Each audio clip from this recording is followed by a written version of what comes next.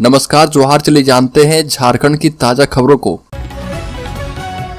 सबसे पहली खबर, रांची में कांग्रेस विधायक अंबा प्रसाद के आवास और राज्य के अन्य स्थानों पर छापेमारी की गई और ईडी की कार्रवाई के बाद अंबा प्रसाद का बयान सामने आया है। अंबा प्रसाद ने आरोप लगाए कि उन्हें पूरे दिन परेशानी और यातनाएं झेलनी पड़ी है। कांग्रेस विधायक अंबा प्रसाद ने आरोप लगाया कि ईडी अधिकारियों ने उन्हें घंटों तक एक ही जगह पर खड़ा करके रखा। बड़कागांव से विधायक अंबा प्रसाद ने दावा किया कि मुझे हजारीबाग से लोकसभा टिकट की पेशकश की गई थी, लेकिन मैंने भाजपा की पेशकश को नजरअंदाज कर दिया और फिर मुझ पर दबाव भी डाला गया। आरएसएस से जुड़े कई लोगों ने भी मुझ पर चतरा से चुनाव लड़ने के लिए दबाव डाला और मैंने उसे भी नजरअंदाज कर दिया और दावा किया कि भाजपा आरएसएस के लोग उन्हें हजारीबाग में बहुत मजबूत नेता के रूप में देखते हैं, क्योंकि हम लगातार बड़कागांव सीट जीत रहे हैं। बड़ी खबर, झारखंड हाईकोर्ट ने साहिबगंज में चाइल्ड ट्रैफिकिंग मामले में एसपी को वर्चुअली उपस्थित होने का दिया निर्देश। झारखंड हाईकोर्ट में साहिबगंज में चाइल्ड ट्रैफिकिंग से जुड़े एक मामले में आरोपित कुलदेव शाह की 2 क्रिमिनल अपील की सुनवाई की गई और मामले के अनुसंधानकर्ता कोर्ट में सशरीर उपस्थित हुए और कोर्ट ने दोनों बच्चों को बरामद करने के मामले में कार्रवाई के संबंध में पूछा और इस पर उनकी ओर से गुमशुदा बच्चों के बारे में स्पष्ट जानकारी नहीं दी गई। इस पर कोर्ट ने साहिबगंज एसपी को वेडनेसडे को अदालत में वर्चुअल रूप से उपस्थित होने का निर्देश दिया है। एक और बड़ी खबर की बात करें तो मनी लॉन्ड्रिंग एवं सरकारी जमीन की हेराफेरी के मामले में फंसे गोविंदपुर के अंचलाधिकारी शशिभूषण सिंह की हजारीबाग और रांची स्थित आवासों में ईडी की छापेमारी की गई। सूचना फैलने के बाद गोविंदपुर अंचल कार्यालय में सन्नाटा छा गया। अंचलाधिकारी के कक्ष में जहां दिन भर ताला लटका रहा, वहीं कार्यालय में भी कोई काम नहीं हो पाया और इसके कारण सैकड़ों लोग अंचलाधिकारी से मिलने आए थे, जिन्हें निराश होकर लौटना पड़ा। अगली खबर, लेह लद्दाख में भी खोले जाएं प्रवासन सहायता केंद्र। जून के बाद झारखंड के 20,000 युवाओं को देंगे रोजगार। श्रम मंत्री सत्यानंद भोक्ता का बड़ा बयान। झारखंड के श्रम मंत्री सत्यानंद भोक्ता ने कहा कि देश के 8 शहरों की तरह लेह लद्दाख में भी प्रवासन सहायता केंद्र स्थापित किए जाएं, क्योंकि झारखंड के प्रवासी मजदूर काफी संख्या में रोजगार के लिए वहां जाते हैं। इस साल जून महीने के बाद 20,000 युवक युवतियों को रोजगार उपलब्ध करवाने की सरकार की योजना है। सुदूर गांव और क्षेत्र में रहने वाले सभी युवाओं के लिए परिस्थितियां ऐसी नहीं होती कि वो जिला हेडक्वार्टर आकर प्रशिक्षण प्राप्त करें। इसलिए राज्य के सभी 264 प्रखंडों में प्रशिक्षण केंद्रों के माध्यम से युवाओं को प्रशिक्षण और रोजगार से जोड़ने की योजना है। प्रवासन सहायता केंद्र के उद्घाटन कार्यक्रम को संबोधित करने के दौरान श्रम मंत्री सत्यानंद भोक्ता ने बड़ा बयान दिया। अगली खबर, रांची लोहरदगा लाइन का शीघ्र होगा दोहरीकरण, यात्री ट्रेनों की बढ़ेगी संख्या। रांची लोहरदगा रेलवे लाइन का शीघ्र ही दोहरीकरण किया जाएगा और इस मार्ग से अन्य कई ट्रेनों का भी परिचालन शुरू होगा। ये बात दक्षिण पूर्व रेलवे के महाप्रबंधक अनिल कुमार मिश्रा ने लोहरदगा में कही और महाप्रबंधक ने बताया कि रांची लोहरदगा के बीच पिस्का और लोहरदगा 2 अमृत स्टेशन है और इसमें यात्री सुविधाओं का विस्तार किया जा रहा है। इन दोनों स्टेशनों को मॉडल स्टेशन के रूप में विकसित किया जा रहा है, जो कि 2024 में पूरी तरह से तैयार हो जाएगा। बड़ी खबर, झारखंड हाईकोर्ट ने सिख दंगों के प्रभावितों की सूची मांगी है जिन्हें मुआवजा नहीं मिला। झारखंड हाईकोर्ट के जस्टिस आर मुखोपाध्याय एवं जस्टिस दीपक रोशन की खंडपीठ में सिख दंगा के प्रभावितों को मुआवजा और आपराधिक मामले की निगरानी को लेकर दाखिल याचिका पर सुनवाई की गई। कोर्ट ने कहा कि प्रार्थी जिलावार बताए कि कितने पीड़ितों को मुआवजा नहीं मिला है और मुआवजा नहीं मिलने वाले की सूची कोर्ट में प्रस्तुत की जाए। इस दौरान राज्य सरकार की ओर से कोर्ट को बताया गया कि सिख दंगा मामले लंबित 650 क्रिमिनल केस में से 550 केस में चार्जशीट दाखिल हो चुकी है। बड़ी खबर, झारखंड में माचेत मास्टर के पदों पर होगी भर्ती। 12वीं पास कर पाएंगे अप्लाई। सरकारी टीचर की नौकरी की तैयारी करने वालों को बेहतरीन मौका दिया जा रहा है। झारखंड के प्राथमिक स्कूलों में जनजातीय एवं क्षेत्रीय भाषा पढ़ाने वाले माचेत मास्टर के पदों पर बहाली होने वाली है और ये भर्ती घंटी आधारित शिक्षक के रूप में की जाएगी, जिसके लिए सभी स्कूलों का सर्वेक्षण किया जाएगा और झारखंड के स्कूलों में हर क्लास के लिए मास्टर की भर्ती की जाएगी। इसके तहत संबंधित भाषा बोलने वाले हर 10-10 स्टूडेंट्स के लिए एक टीचर का चयन किया जाएगा, जिसके लिए उन्हें हर 1 घंटे के हिसाब से सैलरी दी जाएगी। बड़ी खबर, होली से पहले राज्य के सरकारी कर्मचारियों को मिली खुशखबरी। अब 50% मिलेगा महंगाई भत्ता। केंद्र सरकार के बाद अब अलग अलग राज्य सरकारें अपने कर्मचारी को होली का तोहफा दे रही है। हाल ही में केंद्र सरकार ने कर्मचारी के महंगाई भत्ते यानी टीए में 4% का इजाफा करने का फैसला किया था, जिसके बाद अब झारखंड और कर्नाटक सरकार ने भी राज्य के कर्मचारी को खुशखबरी दी है और झारखंड सरकार ने राज्य सरकार के कर्मचारी का महंगाई भत्ता बढ़ाकर के मूल वेतन का 50% कर दिया है। और अभी तक ये 46% था। अगली खबर, गृह विभाग ने जारी की अधिसूचना, मैनुअल तरीके से होगी पुलिस की बहाली। झारखंड में अब मैनुअल तरीके से पुलिस की बहाली की जाएगी और इस संबंध में गृह विभाग ने अधिसूचना जारी कर दी है।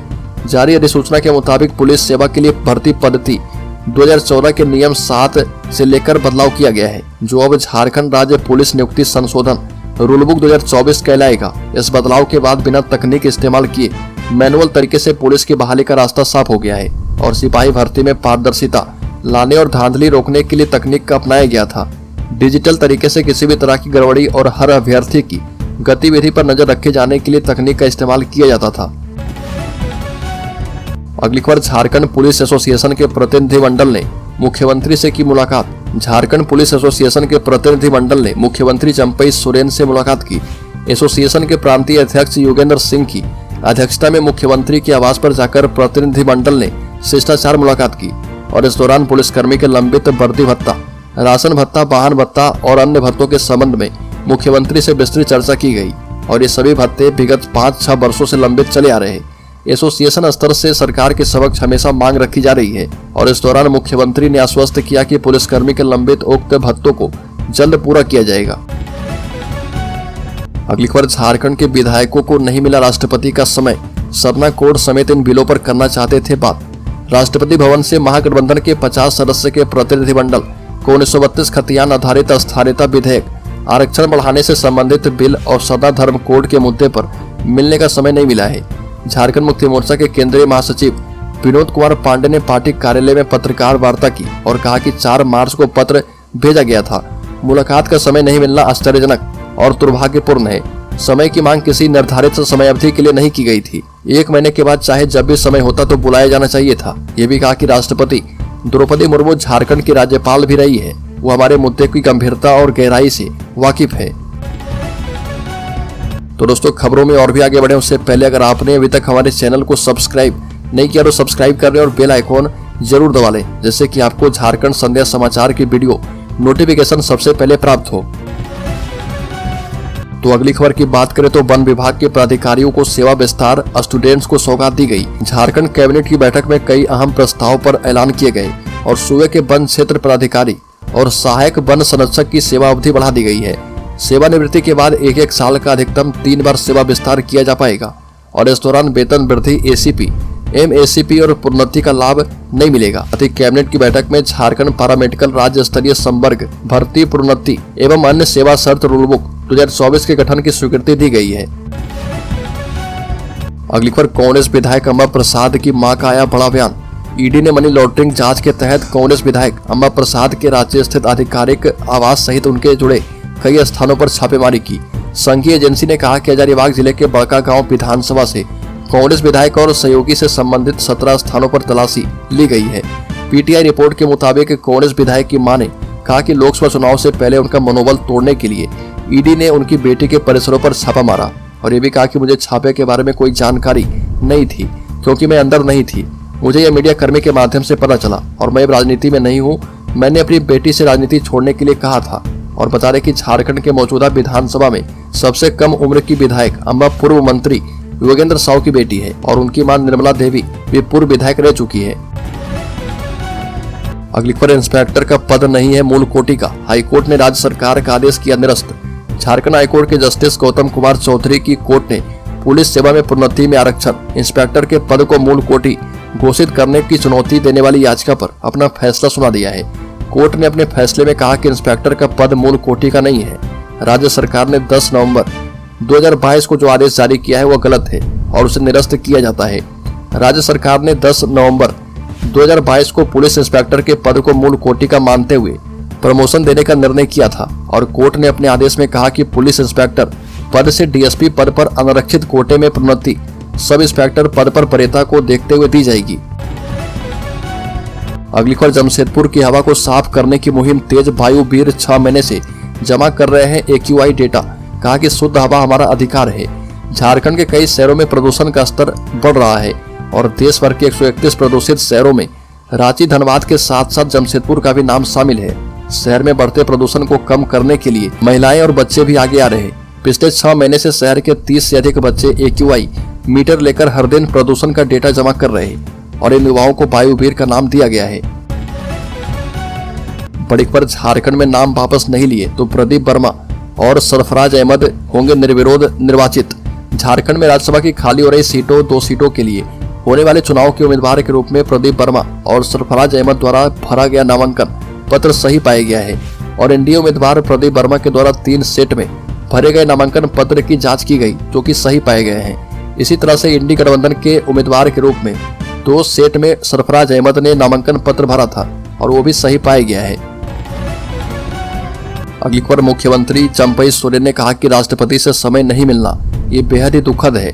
बता दें कि झारखंड मुक्ति मोर्चा ने 4 मार्च को राष्ट्रपति भवन को एक पत्र भेजा था, जिसमें इंडी गठबंधन दलों के नेताओं ने राष्ट्रपति से मिलने का समय मांगा था, लेकिन राष्ट्रपति भवन से आई सूचना में कहा गया कि समय अभाव के कारण राष्ट्रपति मिलने में असमर्थ हैं और ये दुर्भाग्यपूर्ण है। झारखंड मुक्ति मोर्चा महासचिव ने भी यही बातें कही और कहा कि इंडिया गठबंधन के नेता झारखंड की अस्मिता से जुड़े हुए 3 अहम मुद्दे पर अपनी बात रखने के लिए राष्ट्रपति से मिलना चाहते थे और इसमें आरक्षण का दायरा बढ़ाने, सरना धर्म कोड और 1932 खतियान आधारित स्थानीय एवं नियोजन नीति शामिल है।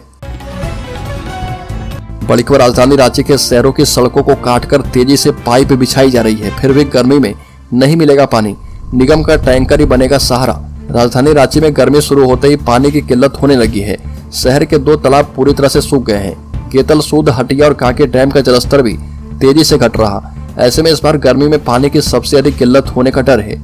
इसे देखते हुए नगर विकास सचिव चंद्रशेखर ने प्रभार लेते ही सबसे पहले इसी समस्या पर अफसरों के साथ बैठक की और जुडको के प्राधिकारी के साथ बैठक में कहा कि गर्मी में रांची सहित किसी भी शहर में पानी की किल्लत होनी नहीं चाहिए और इसके लिए अभी तक जो भी प्लान बनाया गया, जो योजनाएं चल रही है, उनकी पूरी रिपोर्ट तैयार करें। अगली खबर, झारखंड में आदिवासी आक्रोश मार्च, प्रशासन ने बढ़ाई सुरक्षा। राजभवन एवं सीएम आवास के 100 मीटर के दायरे में 2 माह तक निषेधाज्ञा लागू। हेमंत सोरेन सरकार को अस्थिर करने की साजिश रचने वालों के खिलाफ विभिन्न आदिवासी संगठन के द्वारा 13 मार्च से लेकर आक्रोश रैली निकाली जाएगी। केंद्रीय सरना समिति सहित विभिन्न संगठनों के सैकड़ों लोग लालपुर स्थित बिरसा मुंडा समाधि स्थल पर माल्यार्पण के बाद अलवर टेका चौक होते हुए राजभवन पहुंच रहे और इस दौरान जाम भी लग गया है।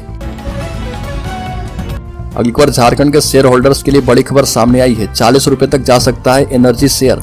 साल भर में 380% चढ़ चुका है भाव। एक्सपर्ट्स ने कहा कि लगाओ दाव। बता दें कि एनर्जी सेक्टर से जुड़ी कंपनी सुजलॉन एनर्जी और आइनॉक्स विंड लिमिटेड के शेयरों को लेकर एक्सपर्ट बुलिश नजर आ रहे हैं और घरेलू ब्रोकरेज आईसीआईसीआई सिक्योरिटीज ने इन दोनों शेयरों को खरीदने की सलाह दी है और इसके साथ ही नया टारगेट प्राइस भी दिया है।